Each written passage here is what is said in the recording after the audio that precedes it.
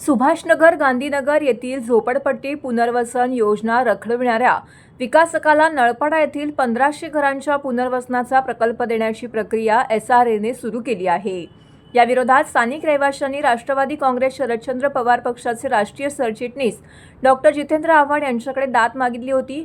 त्यानुसार डॉक्टर जितेंद्र आव्हाड, जिल्हाध्यक्ष मनोज प्रधान आणि राष्ट्रवादी युवक काँग्रेस शरदचंद्र पवार पक्षाचे प्रदेश सरचिटणीस उमेश अग्रवाल यांनी रहिवाशांसह SRA कार्यालयावरती धडक दिली। यावेळी डॉक्टर जितेंद्र आव्हाड यांनी संबंधित अधिकाऱ्यांना चांगलेच फैलावर घेतले। या प्रसंगी सदर प्रकल्पात विकासक बदलण्याची कार्यवाही करण्यात येईल असं अधिकाऱ्यांनी स्पष्ट केलं आहे। नळपाडा येथील 1500 घरांचा पुनर्विकास करण्याची प्रक्रिया सुरू करण्यात आली आहे।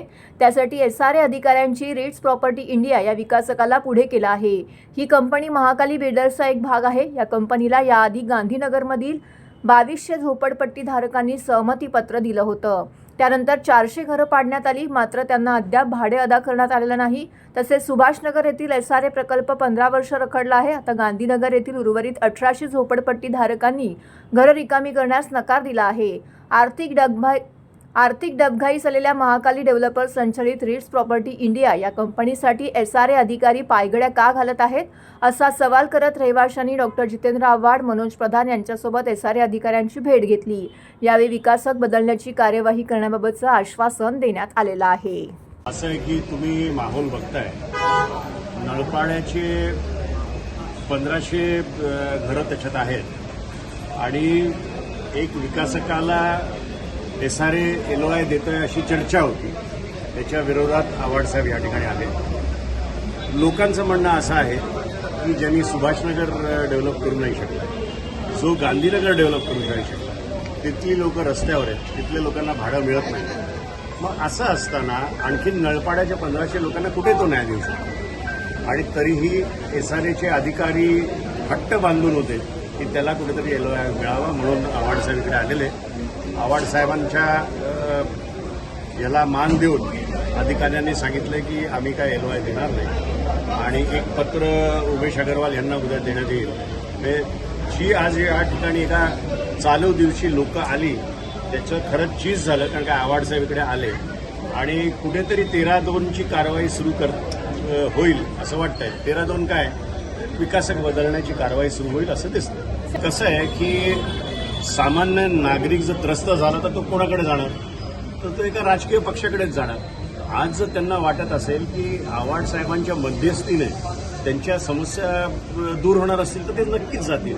आता असं आहे की इथे उपस्थित लोकांमध्ये कोण राष्ट्रवादीचं आहे, कोण काँग्रेसचं आहे, कोण शिवसेनेचं आहे, कोण उभाटाचं आहे, कोण भाजपचं असेल। आज नगरसेवक तर 4ही भाजपचं आहेत। तरी जर एवढी लोक जमतात आणि ते आव्हाड साहेबांकडे येतात तर घरापेक्षा महत्त्वाचं काय आहे त्यांच्यासाठी? पक्ष महत्त्वाचा नाही, लोकांच्या समस्या महत्त्वाच्या आहेत, घरं त्यांची महत्त्वाची आहेत। आणि आज त्यांनी घरं खाली करून दिली तर परत 15 वर्ष 20 वर्ष मरेपर्यंत घरं मिळतील की नाही असा एक त्यांच्यासमोर क्वेश्चन मार्क आहे। त्यामुळे विकासक जी झालेली चूक आहे ती सुधारायची वेळ आलेली आहे आणि ज्या चुका सुभाषनगर आणि गांधीनगरच्या लोकांनी केल्या त्याच्यातनं नळपाड्यातल्या लोकांना ते बघून एक सुधारणा करायची त्यांना एक संधी मिळाली, त्याचाच एक भाग म्हणून आज आम्ही या ठिकाणी आलेलो।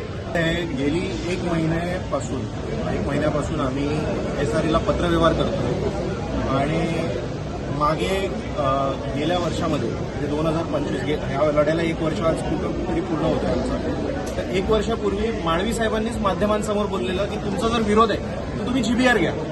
तर त्या गोष्टीला कुठेतरी पुढे जाऊन आम्ही इथे पत्रव्यवहार केला। आमची जेव्हा तयारी झाली GBR घ्यायची तेव्हा आम्ही GBRचं पत्र दिला तर SRAकडनं आम्हाला पत्र असं आलं की आम्ही तुम्हाला प्राधिकृत अधिकारी त्या दिवशी उपलब्ध करू देऊ नाही शकत, तर तुम्ही तुमची सभा घेऊन आम्हाला त्याचं इतिवृत्त सादर करा आणि त्याचा व्हिडिओ सादर करा। ते आम्ही 15 जुलैला इथे इन्व्हाइट केलं।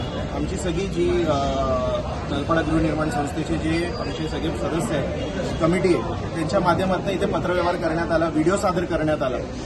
आज 15 दिवस त्या गोष्टीला 10 दिवस आज झाले, 15 तारखेला सादर केल्यानंतर 10 दिवस उत्तर नाही भेटला तर कुठेतरी आम्हाला आव्हाड साहेबांकडे धाव घ्यावी लागली आणि आज आव्हाड साहेबांच्या येण्याने त्यांचं असं म्हणणं आहे की आम्हाला ते पत्र देतील उद्या अशी त्यांनी हमी दिलेली आहे। आता त्याचं उत्तर काय येतं हे आम्ही बघूया। राहिली गोष्ट जी पत्रकार परिषद आज घेण्यात आलेली नलपाड्यामध्ये, त्यासाठी नलपाडा गृहनिर्माण संस्था व्यवस्थित सविस्तर एक पत्रकार परिषदचं आयोजन करेल आणि त्यावर जे जे आरोप करण्यात आलेले त्या आरोपांचं आम्ही उत्तर त्या पत्रकार परिषदमध्ये देऊ. दुसरी गोष्ट अशी आहे की रोहिदास बांगर नावाचे एक अधिकारी आहे. गेली 9 दिवस ते रजेवर आहे. आता जेव्हा ते रजेवर जातात तर एखादा अधिकारी जेव्हा 9 दिवस रजेवर जातो तर एसआरएची जबाबदारी असते की त्यांचा चार्ज दुसऱ्याकडे द्यावा. आज 8 ते 9 दिवस झालेत, त्या व्यक्तीचा चार्ज आज देण्यात आला. का? कारण आवाडसाहेब येणार होते. तर काही लोकांचा आरोप होता ना की राजकीय नेत्यांकडे जावं लागतं. हेच कारण आहे की राजकीय नेत्यांशिवाय एसआरए काय हलत नाही. यांचा म्हणजे बोलतात ना, बिल्डरांची दलाली करायचं काम चालू आहे इकडे. बिल्डर लोकांची बाजू कशी मांडता येईल हे एसआरए करतं, पण गोरगरीब जनतेचा कोण ऐकायचा इथे मागणी मानत नाही. आणि आज म्हणून आम्हाला आव्हाड साहेबांना कुठेतरी आणावा लागला. याच्या पुढे पण साहेबांनी आम्हाला हमी दिली आहे की जर समजा आम्हाला न्याय भेटला नाही तर आव्हाड साहेब आमच्या बरोबर, प्रधान साहेब आमच्या बरोबर पुढे कोर्टाची लढाई लढायला पण तयार आहे. माझ्याकडे ना जनरल बॉडीचा व्हिडिओ आहे. मी तुम्हाला ती जनरल बॉडी मीटिंगचा व्हिडिओ तुम्हाला शेअर करतो. तुम्ही त्याच्यामध्ये बघा. 60% लोक नाही, मी म्हणतो 80% लोक माझ्या बरोबर आहेत. आणि माझ्या बरोबर म्हणजे काय व्यक्ती बरोबर नाहीये. तर ते ज्या पद्धतीची शक्तीची काम करते लोकांना दिसतंय आज की संजय पांडे सुभाषनगरचा किती उद्धार त्यांनी केला. गांधीनगरचा एलओआय 2018 साली आलेला आहे. आज आपण 2026 मध्ये गांधीनगरचा काय उद्धार झालेला आहे. आजपर्यंत 400 घरं फक्त खाली झालेली आहेत. बाकी 1800 घरं लोक द्यायला नकार दिलेला आहे लोकांनी.